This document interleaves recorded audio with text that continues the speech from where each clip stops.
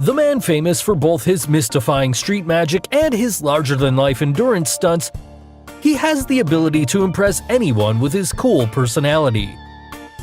So be it his famous frog trick, or biting a metal coin in half. Biting a coin in half. This is one of David Blaine's most famous street magic tricks. In this trick, David asks some ladies for a quarter coin. One of the ladies finds a coin and hands it over to David. He also talks something about the change in consistency of the metals and tells them if you squeeze a piece of metal, it heats out. He then brings the quarter close to his mouth, and to the shock of everyone around him, he bites a half chunk out of a solid coin. Now, that's crazy. But the trick wasn't finished yet. When he holds the remaining half of the coin in his hand, and all of a sudden spits the half which was in his mouth over that coin, the coin is suddenly restored to its original state as if nothing happened at all. So, how did he do it? Well, here's the secret. And you can easily figure it out once you know the inner workings of the coin. Yes, the trick involves a gimmick coin used by David. The coin is made up of two parts held together by elastic bands, and it has the mechanism to be folded so it looks like one half of the coin has disappeared. David first secretly swaps the original coin for the gimmicked special one, and then acts as if he's biting it while he actually just folds it. Then he shows the rigged coin to the ladies and then just acts to spit the missing piece back. During this act, he simply lets the folded half of the coin jump back into its original place.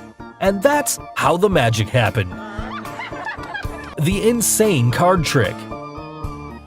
David Blaine, the man known for his amazing jaw-breaking magic feats, this time he chose to do a simple card trick on Ellen's show.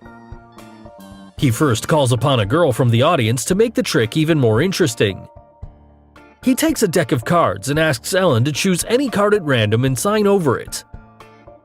He then places the card between the deck and shuffles it many times, and allows that to stay in between Ellen's palms. Then he asks that girl to say any random number, and the girl chooses 13. 13th from the top. David then asks to check the 13th card from the top of the deck, and that card was supposed to be the card that Ellen signed. But the 13th card wasn't the card that Ellen signed. That's not the card. Oh, that's not your card? No. So David made up the final part of the trick, and said that he folded the card and flicked it through the air under the wristwatch of Ellen. And finally, it turns out that the card was the actual one that Ellen signed. So now, you must be thinking, how come that card landed under the wristwatch of Ellen? Well, before revealing the secret, if you haven't subscribed to our channel yet, make sure to subscribe and hit the bell icon so that you get instant notifications of our new video uploads. Now, if we rewind back and watch the video carefully, you can easily figure out this trick.